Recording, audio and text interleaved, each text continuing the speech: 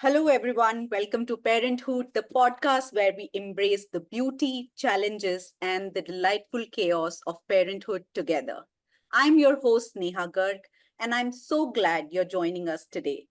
Parenthood isn't just a podcast, it's a space where we share, listen, and find comfort in the stories of real parents, just like you.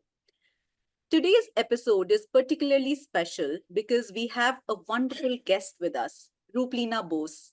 Rupleena is a talented writer and professor, and her latest book, The Summer of Then, has already captured so many hearts. But beyond her professional achievements, Rupleena is also a loving mother to her 5 years old daughter, Duniya Nuri, and a partner to filmmaker Spandan Banerjee. Their family story is filled with warmth, laughter, and lessons that come from truly living in the moment. Ruplina describes her parenting journey as interesting, revelatory, and always about learning, which is something I believe we all can relate to. I can't wait to dive into her story today. Ruplina, welcome to Parenthood. It's such a pleasure to have you here. Thank you so much, Neha. And it's actually an absolute pleasure to be here. And thank you so much for calling me. And of course, it's wonderful to Yeah. meet after all these years. Yeah. Thank you. Thank you. And let's start with this. As someone who's already penned some incredible stories, I wonder if you were to write an autobiography, what would the title be? And if your life were unfolding like one of your own books, what chapter do you think you are in right now? And how does this chapter differ from the ones that have come before? Oh, very tough one. If I had to write a book on me, the title would be like a Rolling Stone, I Uh-huh. think, which is like a borrowed title from a Dylan song, but that's okay. And of course, my novel is essentially it's a work of fiction. Yeah. It's not me, it's somebody else. It's an unnamed person, and the reason it's unnamed is also because so that anybody could relate to it. So from that novel, what chapter I would be? No, that novel has very little of mothers, I think. Yeah. And if I look at another space where I would be, one of the, novelistically, I would say that one of the writers who I really enjoyed, who writes about motherhood, is Rachel Cusk. Mhm. And her second book, I mean, hers are autobiographical slash memoir slash biography, living autobiography is the word. And that would be, I think, a life's work is something where, I mean, I'm not that person, but it's very related. That is something which, I remember reading it at Yeah. like a very interesting and early point when I was, at a little, when the child was still little. Yeah. And I just thought it was so beautifully written. And of course, like there are some very scathing parts and there are some very difficult things that she describes. But the title, A Life's Work, is the title which she uses is for the child, for this act of becoming Yeah. a mother, of being a Yeah. parent, which is like literally a life's work. If one Yeah. had to say what's the most difficult thing you did, I think it would be like parenting, if somebody were to ask me, actually. Yeah. Earlier, I would think maths if I was a kid, but I think it's tougher than math. Yeah, yeah. Now that we are talking about parenting, I think let's start with that only because earlier I wanted to know about Spandan, but I think he can come later. So, how about Duniya Nuri? Okay, first off, what's with the name? It's such a beautiful, unique, one of its kind name. I haven't heard anything like that before. What do you call her? Is it Duniya? Is it Nuri? Is it Duniya Nuri? And how did the name come about? What's the story? Tell us. So then so Dunya is a name which I always liked and wanted, Mhm. and it's actually a Lebanese, Lebanese friends, various Lebanese friends. They had, I think, somebody I knew had that name years ago, and Mhm. it's a very common name in. And there's also a film, I think, which was Dunya, Duniya. Yeah, And Nuri is actually comes from light, so it's light of the world. And also Dunya has a very Sufi connotation in a way. Like yeah, it's not just your world, it also means the spirit, the world in itself, the yeah, beauty and the glory of the world. So that's why I really like the name. So, and also the other thing is also the songs. So yeah. I love the fact that all kinds of songs had dunya in it. So, like dunya, dunya paheli. There's Yeah. one song. So a lot of, in fact, older songs had Dunya. So that's one of the names it stuck to me. Nuri is also light of the world. So Yeah. that is something that, it's something that I wanted. So Duniya Nuri, and then there are two surnames, which is my surname Bose and my husband's, which is Banerjee. We call her Dunya only. And unlike most Bengalis, she doesn't have a nickname, which I sort of, all Bengalis have like one proper name, one nickname. Yeah. She doesn't have one. So we call her Duni or Dunya or whatever, like some or like loving general Yeah. names. But she Yeah. doesn't have an established nickname. This is the Yeah. name. Are these like two first names? Dunya Nuri are her two first names? Yeah, Dunya is the first. Yeah, Dunya Nuri is the middle name, and there's Bose Banerjee surnames. So also the option that if she wants to drop her surnames when she grows up, she can Yeah. just. So that is Ah, also there that way. oh, how thoughtful is that? Yeah. Because I'm sure, like the one would want to do Yeah. something with one's Maybe. name, I Yeah. guess. So And what is she like? Now she's 5 years old, so she must have a strong and well-built personality of her own. So what are some of the things that, or her quirks that make you happy, make you smile, and what is she like generally? she's very opinionated. I don't know. I'm sure it's good in the long run. And but as a as a kid, then you really have to explain that. Listen, this is good for you, and this is not good for you. And you're just five. So when you grow up, then you do your choice. Then you take your own decisions. Now you can't. So that there's a lot of explanation required. She is a bit rebellious, but as all little girls are, she's like into princesses and very very Oh, girly things. Yeah, like fairies and princesses and pink. So all of the gender conditioning which one did not want to like get into, it doesn't matter because finally the child will do what they want to do. It doesn't matter what you have, what your plans are. right. So yeah, so Yeah. that so he likes princesses, fairies, and the other thing is that it's you cannot make her wear what you want to wear. She will always choose her dress, and we are like, you're five. Why can't you just wear what we tell you? Like she's very particular about what she's choosing and what her dress is. So that's one of the big perpetual issues. Dress and clothes and all of that. Yeah, yeah. And now coming to Spandan, can you tell us a little bit about him? Always so curious about love stories and all of that. So, how did you two meet? How has your relationship grown and probably changed since becoming parents together? Well, we met many years back at a party, and of course work together. Like I used to be a filmmaker, so I used to write films for him, Oh, and I think how the change has been is so tough to clarify. Of course, it's a huge change. Like anybody would know. I mean, you can't like party all the time now with yeah, with a child. But I think it's very interesting because you also have a friend. You also have like a like a third person. I think is interesting in a relationship because yeah, the dynamics change. I yeah, think, and it's obviously the change for change is the key to life. I would say yeah, if you don't change, then it just gets a bit boring. I think after a point of time. So yeah. I'm always or for change. I like the fact that things must change, then they must. It's okay.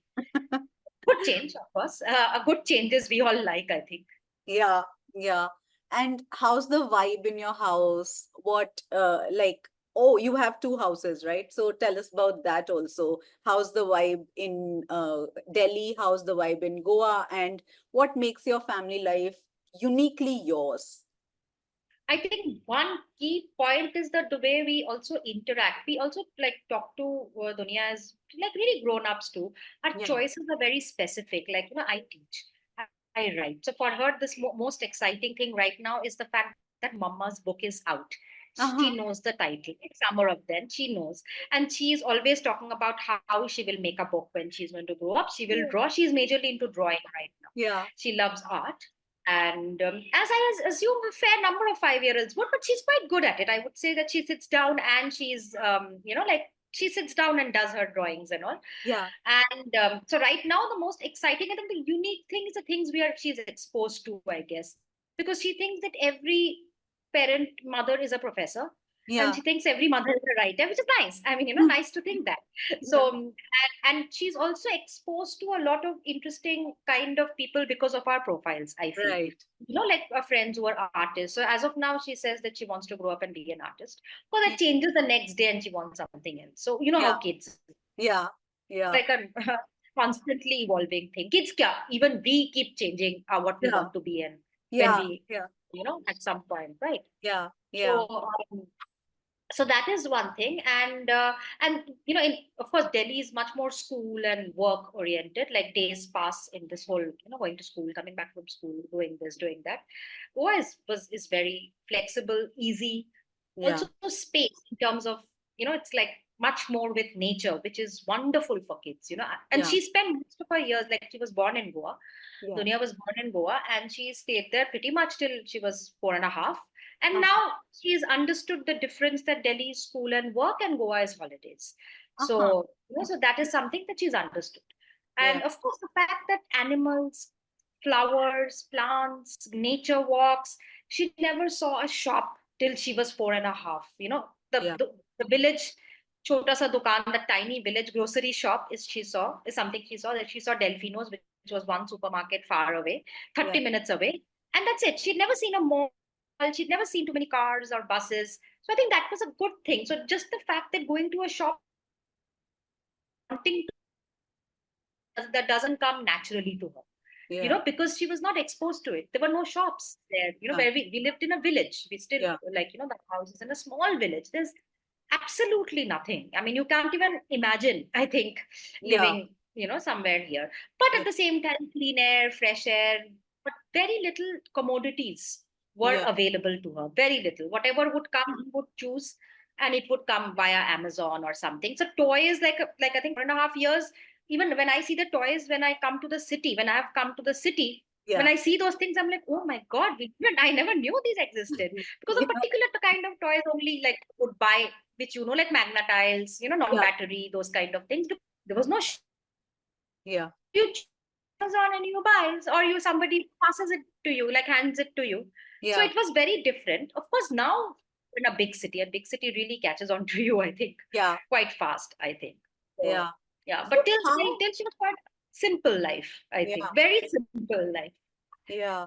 But how did you like, was it a calculated decision, or it just happened so that you just decided that okay, you are in Goa, so you'll continue raising her there, or and then when it comes the time for school, then you'll bring her here, or how was it? How did the transition happen, and how did she take it? Now I think she's a little more settled, but I think for a child also, to have that kind of transition and their world completely moves 360 degrees. So how did that happen? So see, it was not as such a very calculated plan. The fact is that we were in Goa. I was on leave. My partner had worked there, so we were Yeah. in Goa before she was born. We have been there for a while, and then she was born, and then my leave continued, and then the pandemic happened, so we stayed on, and then my leave got over, and I had to come back to teach, to Yeah. join teaching. So and then because I had to come back to teach, she also, which meant that we would be spending more time in Delhi, which Yeah. meant that she joined school here. She did Yeah. do 1 year of school in Goa, like Hmm. definitely she did do Yeah. that. But her school here, like, so that's why. But their memories are also short, like in a Yeah. way, because she was in a village where there was very little things, like not too many vehicles, nothing, just the house, and of course there's like space to play and nature. But the city is also exciting, Yeah.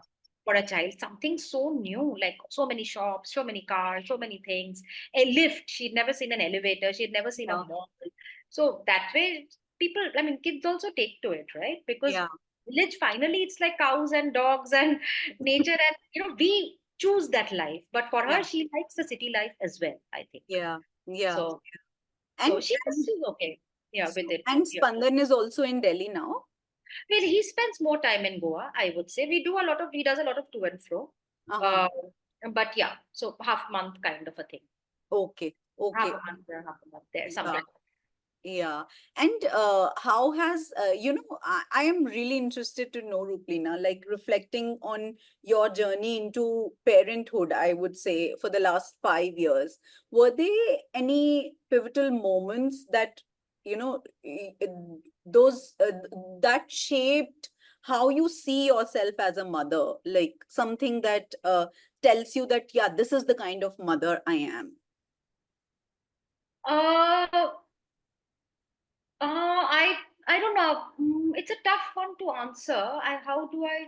No, I think you're constantly evolving and changing. It's tough to answer this one. Like this is the mother I'm. I don't know. I mean, of course, Yeah. there's a constant thing of anxiety and worry, which sort of defines parenthood. But Yeah. what I realized is like also because I'm a teacher. Yeah. Like so there is one thing about books, and I would say that I approach motherhood and parenthood also in a very literary way, just like the rest of my life. So Mm. for me, like reading books or what I learn from children's books, like what I Yeah. learn and what she learns, is something which is very vital to me. That in a way is something that give open, but it opened my life in a way, Yeah. that this whole category of children's books and what we understand from children's literature, also literature, baby books, literature.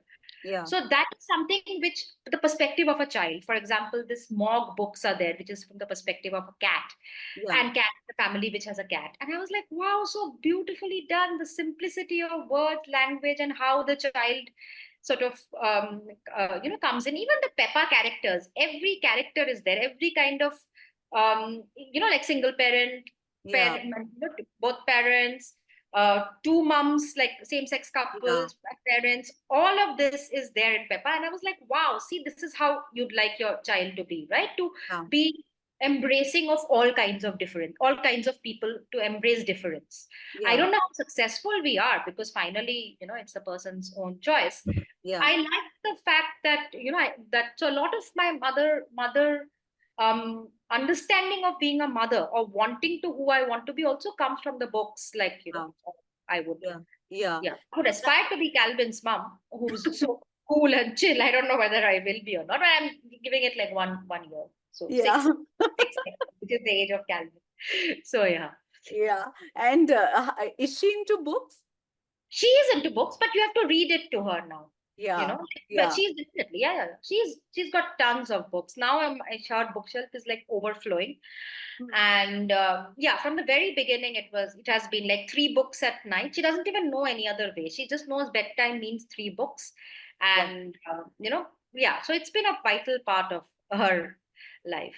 But she doesn't read yet. She Mm. will, I hope, eventually at some point. Yeah. But right now, every time, even when I try, like, Acha, you want to read? Like, no, no, no, no, you read to me. So I think that laziness also, I Yeah, would say. yeah. And I think she'll take to it, like, I going hope. to school and then seeing the kids around and having the books, like, as part of your curriculum. I think that's a transition that will happen in its due course. But I also But want, one thing, sorry, yeah, no. yeah, please, please, please go ahead. No, but one thing I notice is that in general, I notice like the way everybody looks at books, and I myself was a voracious reader. Of course, like Yeah, which is why I do what I do. I teach and I write. yeah, But from a very young age, I was reading. Which is like really a young age. I think age 7, which I was in class 2 back then. So yeah, one thing that, but nobody like told me to read. Nobody yeah, told me to study, and it was just completely my own choice, even as a kid back then. Matlab, of course, people would tell other kids, but to me, it was not told. And I just feel one thing is that this whole thing of like book padhai or yeah, study yeah, is something which is detrimental. Like sometimes, somebody would say, "Oh, Dunya, you should study." Like book reading is not studying. It yeah, is pleasure element to it. Don't take it away from her. She should not feel it's like like yeah. all the time Something to knowledge be done. learning. Yeah, yeah, it's okay. Just like have fun. That's it. Yeah, yeah. I think that's so right, because not just reading, so many things these days have become one of those things that it has to be done, and this is the way. Like I see friends who have overscheduled calendars for their kids, because rushing from one activity to the other, because the kids have to be some superheroes and they have to, turn out to be these people who just know, who are on the top of everything. So yeah, I'm glad that you say that. Yeah, because studies overemphasis, I like, and that's why everybody, for example, I'll give you an example, which is like when Dunya started speaking, she was only speaking in Bengali. Okay, Yeah, because we had this rule that, I mean, at least I made this thing that only Bengali. First, let her learn Bengali. And yeah, everybody was like, oh, you're an English professor. How can your child not know English? I like, she'll know, she'll learn. It's okay. First, she should learn Bengali because multiple languages mix up the brain. yeah, Now, in fact, a lot of friends where three languages or four languages were being spoken at home, their kids started speaking much lesser or yeah, late as well because too many languages. So I was like, you should stick to one language. English they will learn. It's okay. I yeah, mean, I will speak English. I anyway mostly speak English. yeah, Um, like amongst ourselves. But at that time, that 1.5 years, we were consciously speaking Bengali, and yeah, that's how she picked up Bengali. And everybody's like, English, like, it's okay. yeah, Relax. And now she speaks Hindi as well. In Goa, like for example, she didn't know Hindi at all. So yeah, after she's been going to school for the last 1 year, she's spoken from zero Hindi. She's like full on Hindi. yeah, So kids also learn languages fast. It's better to go one by one. It's something that I keep telling everyone. A lot of friends also who are like, too many languages, not speaking. I think start with one. Don't yeah, stress with. yeah, So yeah, so yeah. that is one of the things. Yeah, and I'm very interested in something you said, Rupleena, about, keeping, evolving and, changing and all of that. So I am, like, I know you've been evolving and you see that as the life's process. But if we were to say that, Rupleena before Duniya and Rupleena after Duniya, so is there something that changed fundamentally in you as a person? Did she bring about any fundamental change in your personality? I'm a totally different person, I feel. And in a way, I think I wrote Summer of Then, which my novel. Yeah.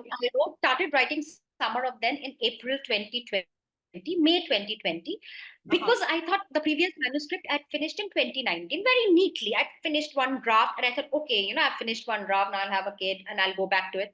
April 2020, pandemic happened, and I Yeah. was like, oh my God, I'm a different person.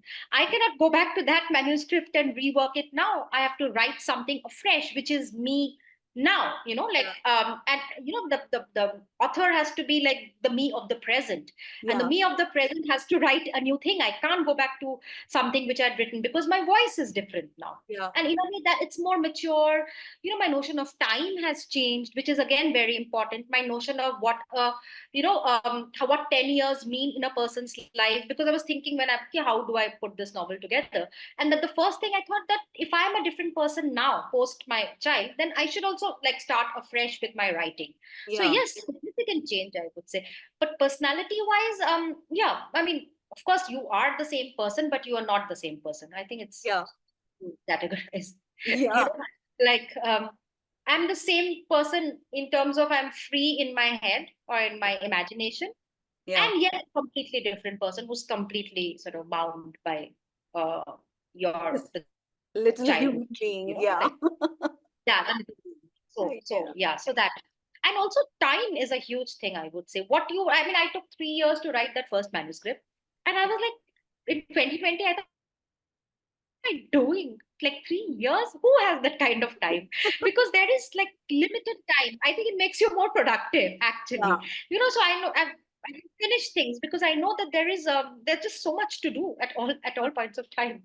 I Yeah. think so. I Yeah. think that is yeah. So that is Somebody said to me, I'm not, I'm not sure who said this to me, but in one of these conversations somebody said to me that, you hand it to the mothers, like they are so efficient, they don't have time to, waste on highs and hellos. When they get into the meeting, they just get the yeah, work done and then they get out, because there is just so much to do. So there is yeah. a renewed sense of efficiency that comes in your life once you become a mother. I mean, I'm sure it's true for some fathers also, but mostly for the mothers. And that's what I hear you say, that it's just, Yeah, you just have no time to waste.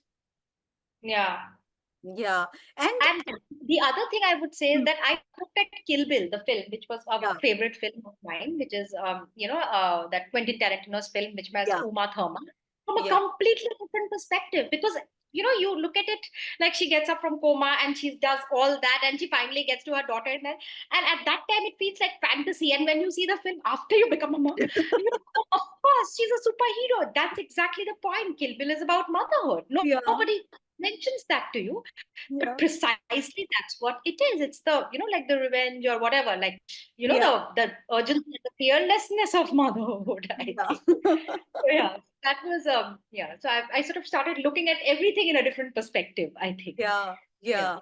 yeah, yeah. I hear you. I get that. And also now that you do so much, like I mean, you wear so many hats, so to say. You are a writer, then you teach, you're a professor, then you're a mother, then you're a wife, a partner, and so many roles that we play in our life. So how do you find balance between these roles, and if you do, how do you find that, and like how do you juggle all these things? No, there's no balance here. It's like literally taking it as it comes, every day as it comes. There's no balance. And sometimes I think you have to realize that you're not going to be good at it all. So you Yeah, choose what you're going to be good at. So I yeah, have sort of also, let go as to the number of things I can be good at. So now I'm like, it's okay. If you're not good at like five things, if you're doing, you let go of some also. Like, for yeah, example, even like I used to write articles for a lot of like feature articles for yeah, newspapers. I was doing some screenplay work. Now, those things have cut down yeah, tremendously because I'm like, yeah, either I write my novels or you can't do so many, that you yeah, can't split your brain into so many pieces. You just yeah, can't. yeah. So, and Does it? sometimes you Yeah, sorry. no, sometimes you also have to be okay that, it's not maybe, today was not a good day and tomorrow Yeah, might be a better day. I yeah, think that we should be kind to ourselves also. So that is a very important part. I think we should be kind to ourselves. yeah. And overachieving is always not such a huge thing. Just taking rest is also fine, I would say. Yeah, yeah, I think it's so important. And also that you said that, you tend to drop some things, and then you tend to focus on things that you can focus on. So does that also bring with it a sense of missing out? Like, for example, you not writing those feature articles or not doing your screenplay work, does that bring that kind of maybe a little bit of resentment, or that kind of that I'm missing out on that? No, I don't think so. Not to me at the moment, at least, because there's Yeah, already enough in your plate. So you realize that you were anyway probably taking too much on your plate. I yeah, think you yeah, thought that you would do all of that. It's a lot.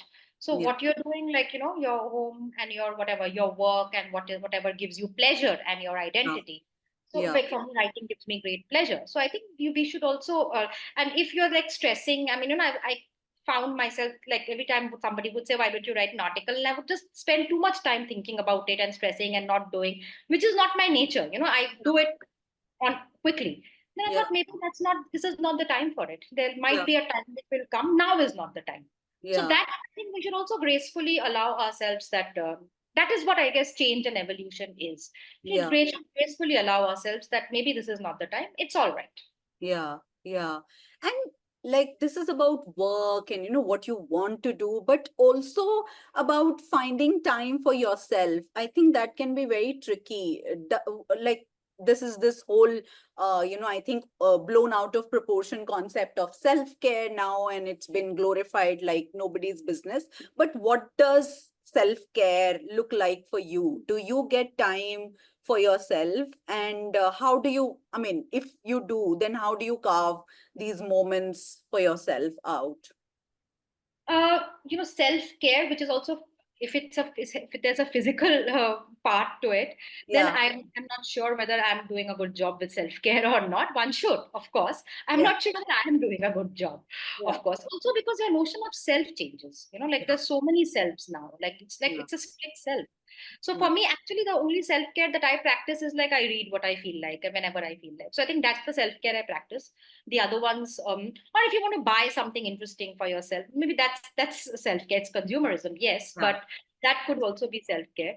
yeah, And yeah, eating well is important, definitely. That is something that you have to, as parents, do Yeah, for your kids, I would say. yeah, I do it yeah, in parts and bits and fits and bursts, but yeah. not always.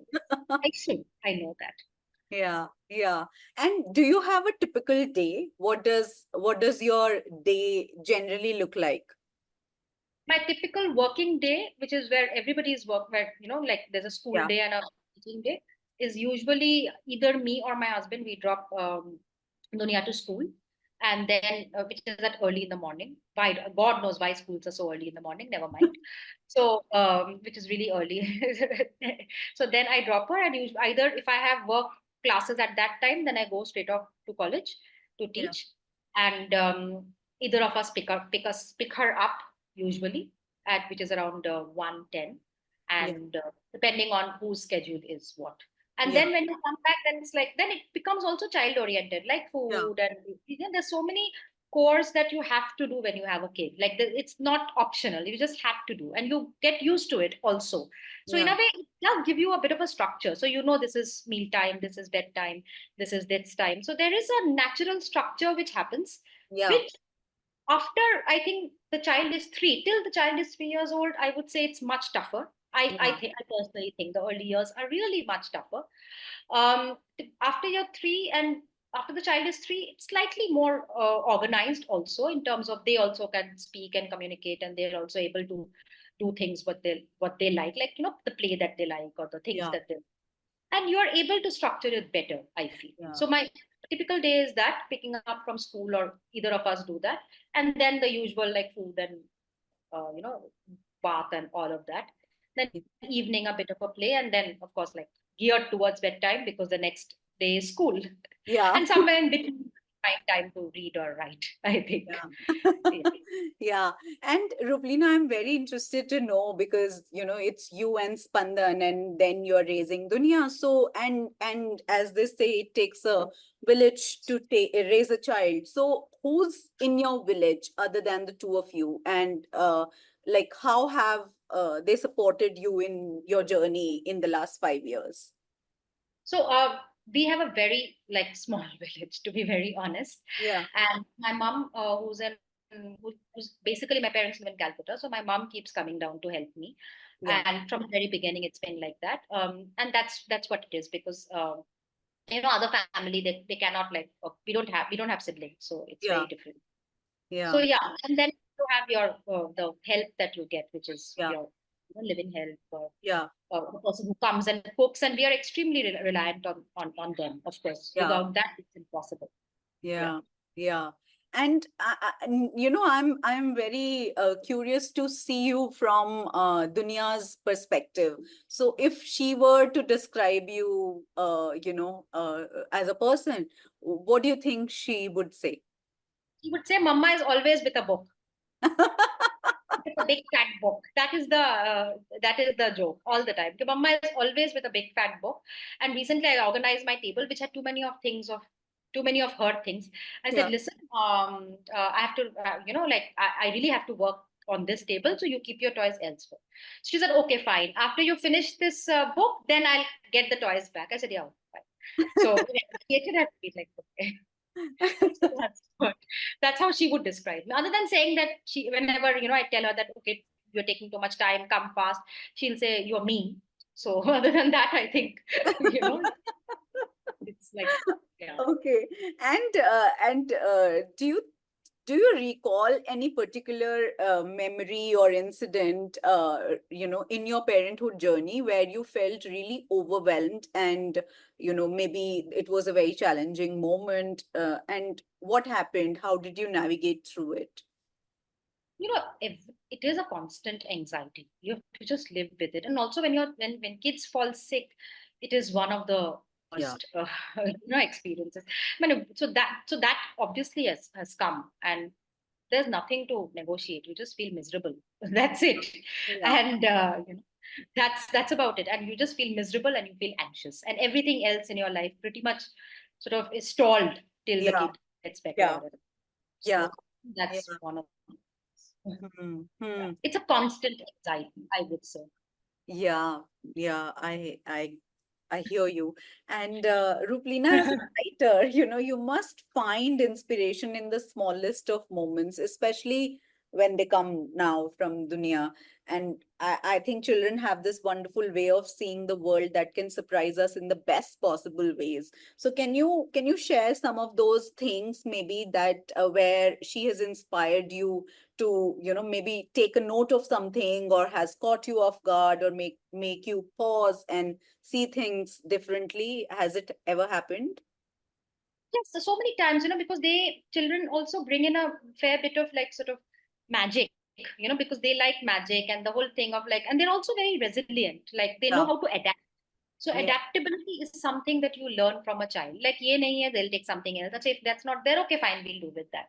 I think that adaptability is a huge learning, from a child. That children are naturally adaptive. Even when she was going to one school in Goa, then she shifted, came to this school in Delhi, and she adapted at one level. Because yeah, also when you're young, it's easier to adapt. So I think yeah, that is one of the big lessons you take from adaptability. The other is the general, nature of like just finding the magical, like unicorns are real yeah, and fairies and all of those, like, princess dresses. Like you would find her wearing a princess dress every now and then at home.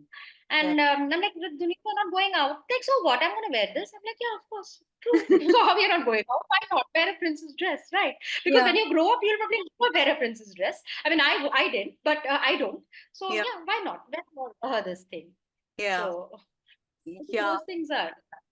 Yeah, and like I'm also very curious to know about, both of you as parents, like Spandan and you as parents. So do you have kind of a like a parenting philosophy, or do you discuss how do you want to raise her, or is it mostly organic? Like you just decide that okay, on a case to case basis, on a day to day basis, that okay, this is what we are going to do, and this is how we are going to deal with things.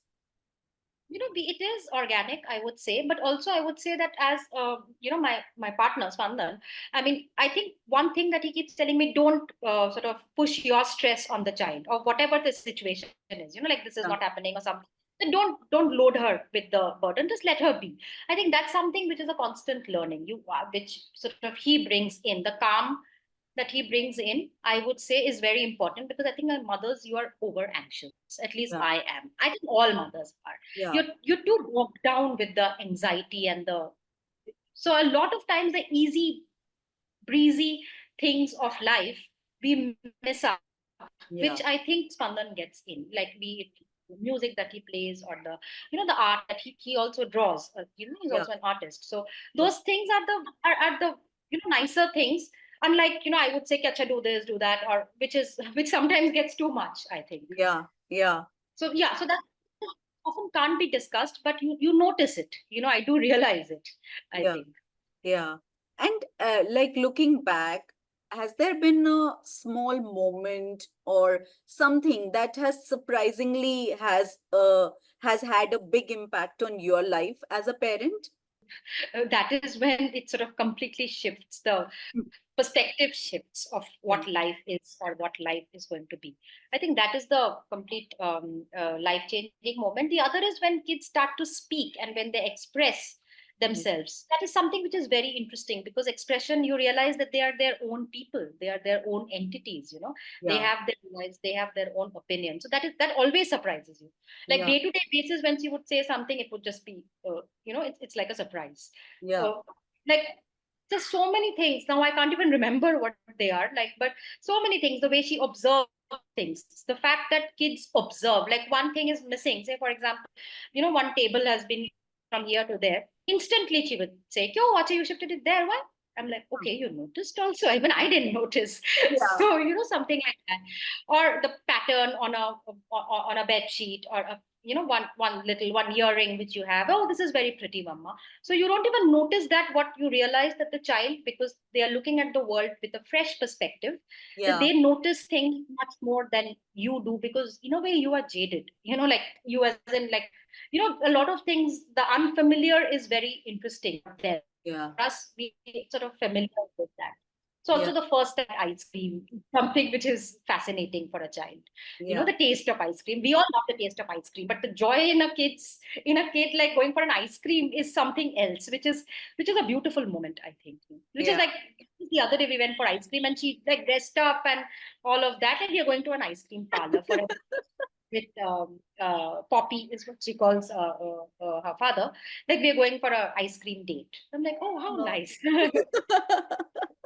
Yeah, yeah. It almost sounds magical because you're like, ice cream hi to hai. And but then Yeah, you're seeing someone so excited and you're like, oh yeah. my God, maybe there's something to it. And I'm thinking that, oh, we'll go to the ice cream parlor, Baskin Robbins, उसमें तो जगह ही नहीं है बैठने का. And I'm thinking all these things. Yeah. She, but damn, doesn't care. She's like, but Mama, it's lovely. It's pink and it's blue. I'm like, yeah, you're right. It's pink. Like it's got so many colors. I'm like, yeah, that's true. It has so many colors. It's so nice. I'm like, yes, of course. So I think that is always like every day there's something like that comes in. Yeah. Like today was India Flag Day in school. So she wore Oh, the colors of India flag, white, orange, and green. yeah. And she was very excited, and it was like so cute looking at all those kids with the three Yeah. colors, like Yeah. white, green, and orange. Oh my God, so pretty. You don't see the beauty of the flag colors also. No? We're so Yeah. sometimes you're sort of it's an obvious thing, but you don't see it. Yeah, yeah. And also, I think we are just, I think we as people have grown to be so cynical of so many things that, we have seen it and we are like, okay, nothing ever Yeah. changes and the system is like this. And, we just close our eyes to the everyday beauty, so to say. And then Absolutely. it Absolutely. just, Yeah. I think it just brings that kind of innocence back into the system when you see it from a kid's eyes. No, no, absolutely. You said it. Everyday beauty and that innocence of that, no, it's something else. That is what is magical. I think that is what is the key Yeah, child grow up in front of you, yeah, which is yeah, just magical. I think no other word for it in a way. yeah. Yeah, I can't find a word for it. Great. Okay, Rupleena, we are gearing towards the end of this episode, but I have two more questions for you before I let you go. So, one of the questions is if you could sit down with your pre-parent self, what would you tell yourself? Be it an advice, be it a piece of wisdom, what would you say to the Rupleena who didn't have Duniya back then? Manage your time better, I would say. you know Manage your time, because you have a lot of time because you don't have kids. And if you have a lot of time, you better do something with it. Or if you don't, then like definitely like take it easy or whatever, have fun, travel, and do all of those things. I would say to my pre-parent self. And be kind to other new parents. That is Yeah, another thing I would. So yeah. even like every time somebody has cancelled saying that my kid is something, like kid is, I'm busy with the kid and all that, and I was like, oh, come on.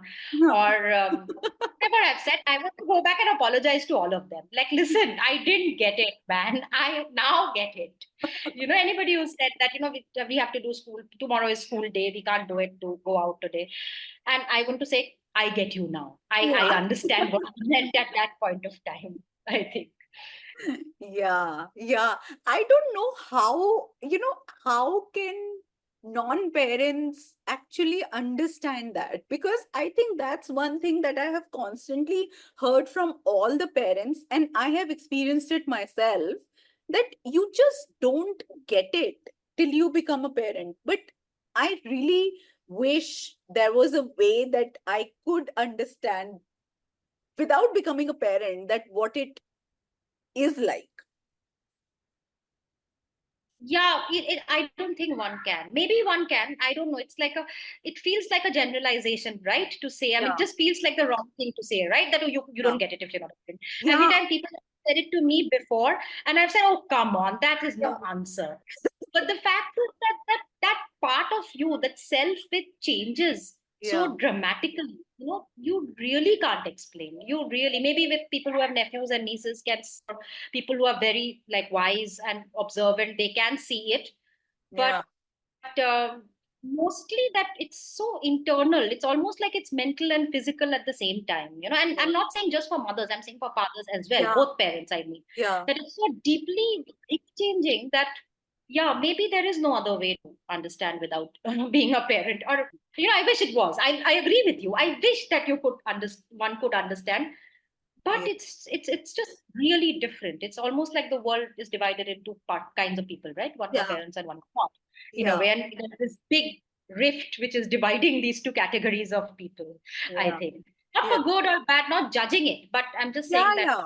just the practicality of that emotion, or the everydayness of the of Yeah. being, is something which is so different, so Yeah. intense, actually. Yeah, sometimes I want to go back and, slap my earlier self who used to, just just dismiss parents by saying that, oh, I know what you mean. I also have four kids because I have four dogs and they are my kids. Like, really, really, they are my kids. But having a human child is just something else. Like, I'm saying this on record. I am sorry to all those parents who I said that, oh, I am also a mother. I Yeah. know what it is like. So I didn't know what it is like. So, No, absolutely. Because we also have cats, and one of the reasons our life is divided between Delhi and Goa is that the cats are in Goa. So my husband goes there, and when he's not there, somebody else, we make sure that a friend or somebody is staying in the house for the cats. So yeah, I've been a cat parent, but it is, and all my love. I mean, of course, like you, like they are yeah, my, everything. But it's still different because I think yeah, there's also the notion of dependence that a yeah, fragile being you bring into the world, yeah, or adopt or whatever, like, yeah, who you are responsible fully for, yeah, um, is something else. Also, because children take more time to sort of be independent than yeah, a furry child. They're also dependent, of course, but yeah, still different. It's just it's not the same. So, yeah, yeah. You don't I mean, have but the love might be, 24/7, you know, like like sometimes you just feel with a human child, if you're not there, like something will drop, you know? yeah, yeah. You're always like scared that a bomb will drop in your Yeah, this thing. Anything it can bomb. yeah, Like yeah. that's it's this constant feeling of that, okay, like, okay, all right. you know Yeah. there is that pause of your sentence all the time, I think. Yeah, yeah. And now for our listeners, Ruplina, do you have a piece of advice or insight that you'd want them to take away from your story? Something maybe that is close to your heart and that you wish someone had shared with you? uh I think one thing would be that we don't talk about uh, how it changes, like what you're doing. It's wonderful. Like, what you're doing with the podcast. Honestly, I had no idea what was awaiting me, Yeah, before I had my child. So I think we must also talk about things like postpartum, and, like taking help postpartum is something which, because if we're talking about new mothers, of course, yeah, my child is still older. Like, I've crossed that early stage. But the early stage, I would say, is that, definitely, like taking help, as much help as you can.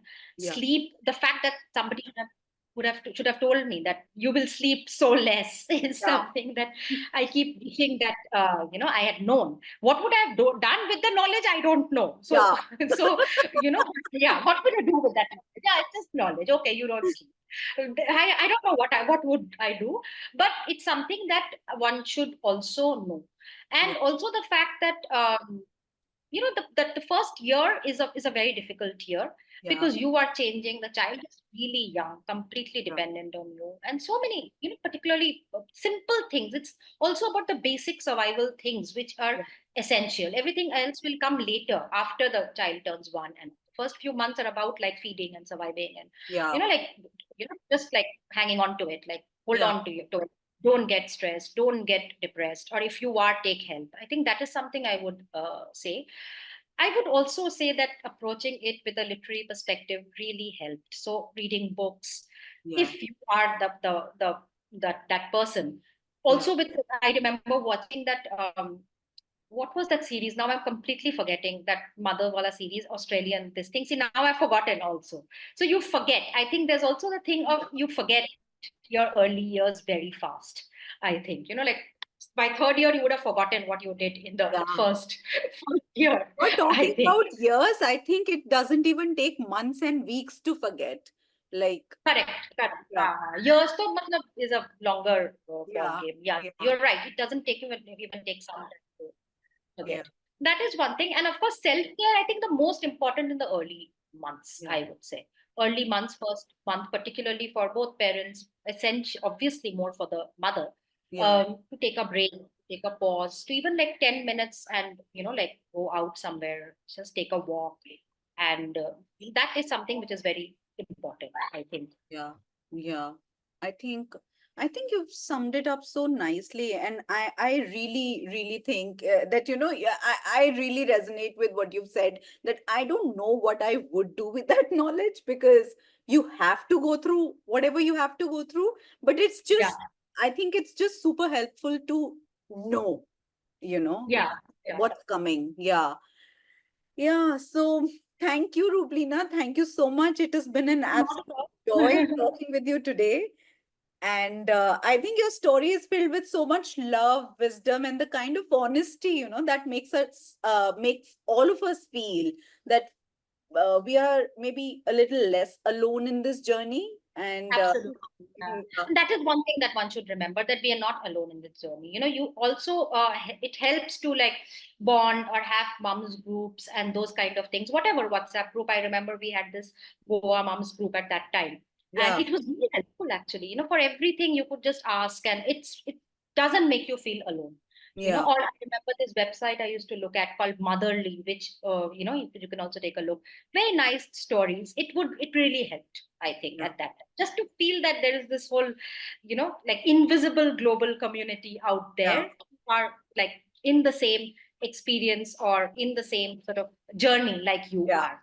yeah, yeah, yeah. So true. And thank you for opening up and sharing your stories with us, Ruplina. Thank you. Thank you so much. Thank you for asking me. Yeah, it was lovely. Thank you. And to our listeners, thank you for joining us on another episode of Parenthood. I hope Ruplina's story has touched you as much as it has touched me.